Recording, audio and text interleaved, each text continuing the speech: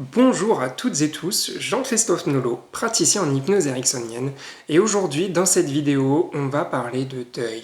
Et je suis très content de faire cette vidéo aujourd'hui parce que ça fait longtemps que j'avais envie de vous la partager.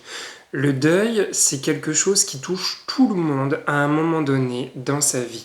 Et voir comment vivre avec, comment est-ce qu'on peut être accompagné, et les solutions pour se sentir presque plus à l'aise avec ça, si on peut l'être en tout cas, me paraissait très important. Alors, j'ai pris des pages de notes pour ça, il est possible que je les regarde à un moment donné, parce que pour moi, c'est vraiment quelque chose qui est important dans la vie. Et il y a plein de choses à y dire. Tout d'abord, le deuil, pour moi, il y en a de trois types. Il y a déjà le deuil d'une personne ou d'un animal, de quelqu'un qui nous est cher. Il y a également le deuil d'une situation. Par exemple, quand une personne déménage, quand elle quitte son travail, quand elle met fin à une relation, quand une relation se termine, tout ça, ça constitue des deuils. Parce que le fait de quitter son chez-soi pour aller dans un autre domicile, eh bien, c'est déjà laisser une partie que l'on connaissait, une partie avec laquelle on était habitué, derrière soi. Et qu'est-ce que c'est sinon un deuil? Le deuil d'un travail, c'est exactement la même chose. On était habitué, on avait nos habitudes à se lever le matin pour aller à tel endroit, rencontrer tel collègue, tel client, et à ce moment-là, le fait de quitter ce travail, c'est un deuil. Le fait également d'une rupture amoureuse, par exemple, ou de la fin d'une relation, c'est aussi un deuil quand on y réfléchit. Parfois ça se fait très bien, et d'autres fois il y a besoin d'accompagnement, il y a besoin de temps déjà, et oui, il y a besoin d'aide tout simplement. Et enfin, il peut y avoir le deuil d'une idée. Le deuil d'une idée, le deuil d'une construction interne par exemple, quand une personne vient en séance et qu'elle explique que pour elle, elle ne mérite pas d'être aimée. C'est quelque chose de fort, le fait de ne pas mériter d'être aimé. Et à ce moment-là, est-ce qu'il ne serait pas intéressant d'aller voir d'où vient cette construction, si elle a encore des choses à raconter, est-ce qu'elle est utile pour la personne, et est-ce qu'il ne serait pas temps de lui dire au revoir, de la libérer et qu'elle-même libère la personne? Et c'est un deuil à ce moment-là qui se passe. Aujourd'hui, dans cette vidéo, on va plus parler du premier type de deuil, le deuil d'une personne, le deuil d'un être cher, le deuil d'un animal.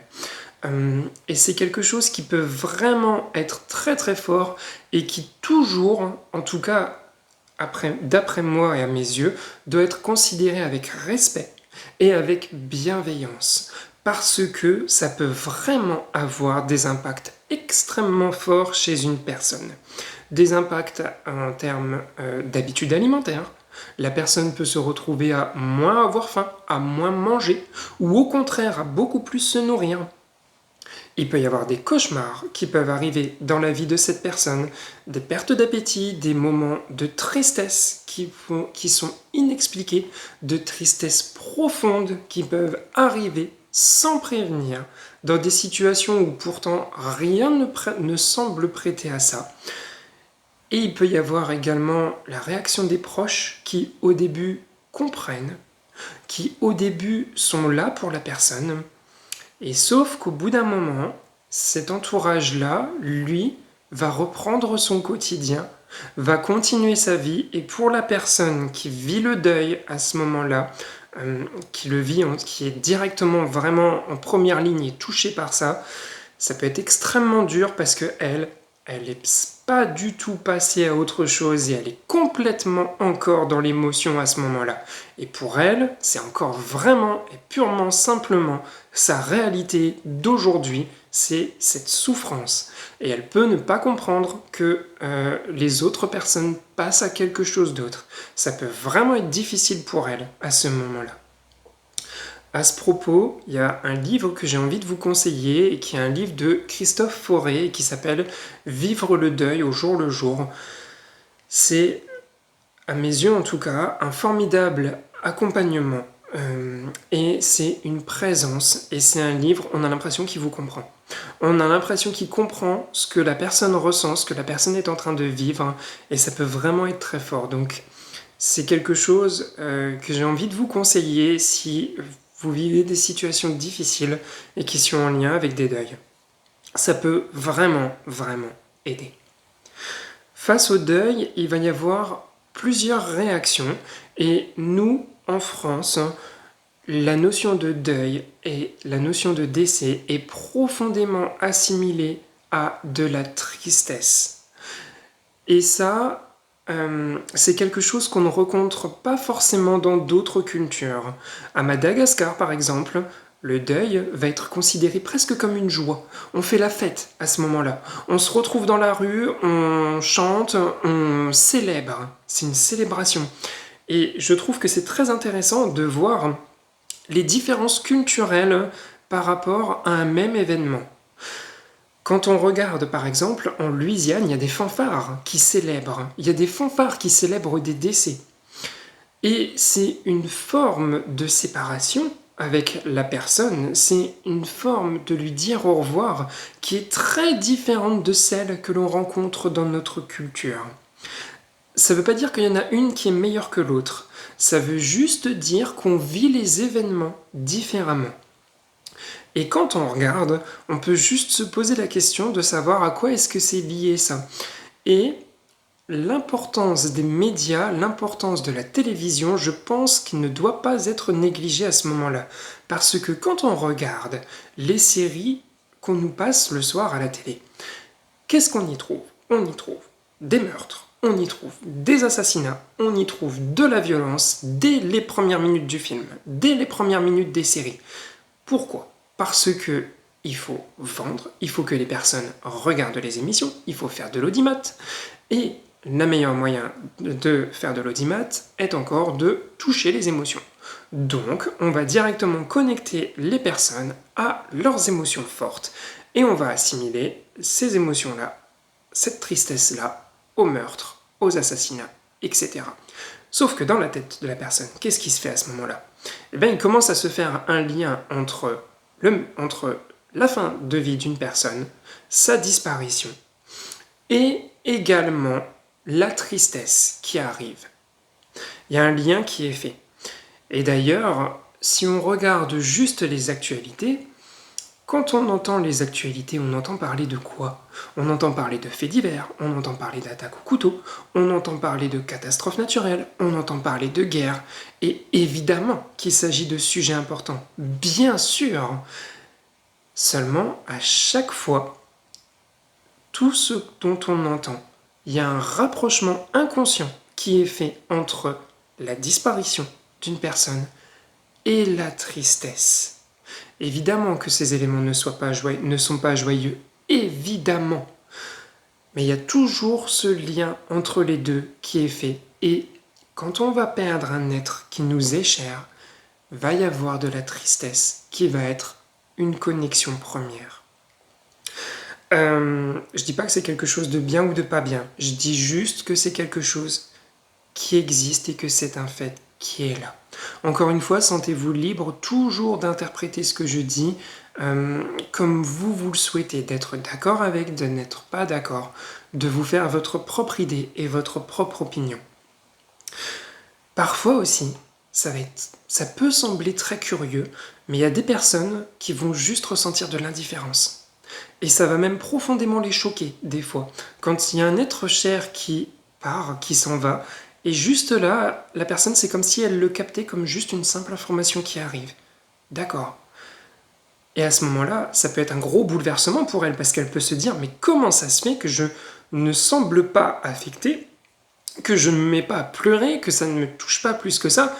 Et en fait, c'est un mécanisme de défense très souvent qui se met en place et qui vient dire, il peut y avoir un tel raz-de-marée d'émotions, il peut y avoir tellement d'émotions fortes qui peuvent balayer la personne à ce moment-là que moi, partie inconsciente, je vais choisir de protéger la personne de tout ça en lui expliquant et en lui faisant percevoir que ce n'est qu'une information, entre guillemets. C'est une interprétation possible. Et là, cette indifférence peut venir, hein, encore une fois, il n'y a pas de bonne ou de mauvaise réaction, cette indifférence peut venir comme pour protéger la personne, protéger d'un raz-de-marée d'émotions. Donc ça peut être une réaction qui peut arriver. Parmi les réactions qui peuvent arriver, il peut y avoir énormément de culpabilité chez la personne. Elle peut se sentir coupable de ce qui est arrivé. Elle peut se sentir coupable de ne pas avoir été présente lors des derniers moments. Elle peut se sentir coupable d'une dispute qui a eu lieu avant. Elle peut se sentir coupable de plein de choses. Et là encore, aussi curieux que cela puisse paraître, cette culpabilité, elle peut venir comme pour protéger la personne. Parce que si la personne est coupable, elle peut se sentir coupable et elle peut se sentir comme si la situation aurait pu être évitée quelque part. Et donc à ce moment-là, ça met fin à une fatalité que le cerveau humain, lui, a beaucoup de mal à comprendre. Le cerveau humain a horreur de ne pas comprendre. Et pour le cerveau, s'il y a un responsable, c'est beaucoup plus facile. Et quand il y a une culpabilité qui se met en place, ça peut protéger la personne dans une certaine mesure de quelque chose qui peut être beaucoup plus difficile à accepter et à comprendre. D'ailleurs, le terme d'acceptation, quand on fait un deuil, il est souvent très difficile à entendre. Une fois qu'on a dit tout ça, qu'est-ce qu'on peut faire pour mieux vivre son deuil? Déjà, premièrement, il faut du temps. Il faut du temps quand c'est une personne, quand on est particulièrement touché. Ça peut prendre un certain moment. Ensuite, l'entourage va avoir un rôle très important à ce moment-là. Le fait de ne pas être seul, le fait de ressentir la présence d'une famille, la présence de proches, la présence d'amis, ou la présence même de personnes qu'on ne connaît pas, mais qui vont être là à un moment donné. Et ça, c'est quelque chose de très fort. Ces personnes-là n'ont pas besoin de dire beaucoup de phrases, n'ont pas besoin de dire beaucoup de mots. Bien sûr, elles peuvent trouver les mots, mais parfois, il y a aussi une communication non verbale qui est infiniment précieuse. Sentir qu'une personne est là, avec soi, pour soi, il n'y a pas besoin de mots, juste le fait qu'elle soit là, c'est quelque chose de très fort et qui est beaucoup plus efficace parfois que certaines paroles. Il peut y avoir les deux, mais il peut y avoir juste le fait de ressentir une présence. Et être entouré, c'est quelque chose d'important. Ensuite, il va y avoir, quoi qu'on pense de la religion, quelles que soient les idées qu'on a dessus, les rites funéraires vont être très forts. Pourquoi? Parce que dans ces rites, déjà, on est tous ensemble à ce moment-là. Très souvent, il y a un code vestimentaire, il y a une couleur, et à ce moment-là, on se rend compte qu'on n'est pas seul, mais qu'on est unis avec tout ce qui se passe, unis dans une même émotion, unis dans un même endroit, dans un même lieu. À ce moment-là, le fait de dire au revoir à une personne, ça se prépare. Qu'est-ce qu'on va dire à la personne? Qu'est-ce qu'on va dire devant une assemblée? Et tout ça, c'est extrêmement fort et c'est extrêmement puissant à l'intérieur. Pourquoi? Parce que ça permet à des émotions de se libérer, à des émotions de circuler. Et le fait qu'elles circulent, elles ne restent pas bloquées à l'intérieur à ne pas être entendues. Là, elles peuvent s'exprimer. Et c'est très important et très fort de pouvoir dire au revoir à une personne, peu importe la manière. Il y a des rituels qui vont être forts également. Le fait par exemple de prendre un stylo, de prendre une feuille, de prendre du temps pour soi, rien que ça change déjà notre état de conscience. Et d'écrire ce qu'on a envie de dire à la personne. Ça peut être de la remercier, ça peut être d'être en colère contre elle, ça peut être de lui avouer qu'on se sent coupable, ça peut être plein de choses différentes, mais le fait de l'écrire, il peut très souvent y avoir des larmes qui viennent à ce moment-là, et les émotions s'expriment. Les émotions, on ouvre les vannes à ce moment-là, et ça peut être énormément libérateur. Ensuite, il n'y a même pas besoin de relire ce papier. On peut juste aller dans la nature, le regarder, le brûler avec un briquet, avec quelque chose d'autre, n'importe quoi, et sentir ce qui se passe à ce moment-là, sentir à l'intérieur comment ça agit, sentir qu'il y a quelque chose qui est en train de se faire, il y a un processus, il y a un rituel qui se met en place, et à ce moment-là, ça peut déjà changer quelque chose de fort dans la vie de la personne. On peut juste, par exemple, le fait d'allumer une bougie, d'y associer des émotions et de la voir diminuer et de la voir se consumer. Ça peut être fort, il y a plein de rituels qui sont possibles. Une des solutions aussi, c'est de se faire accompagner. Ne pas rester seul. Se retrouver avec une personne qui va vous entendre. Avec une personne où vous allez y trouver de la compréhension, où vous allez y trouver de la bienveillance, du respect, et sentir qu'elle va être là à vos côtés avec les compétences qu'elle a normalement. Elle a été formée pour ça, pour justement pouvoir vous accompagner et être avec vous.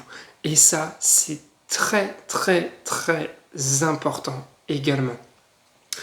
Prenez le temps de voir avec qui vous vous sentez à l'aise, avec qui ça le fera pas, mais avec qui ça le fera également.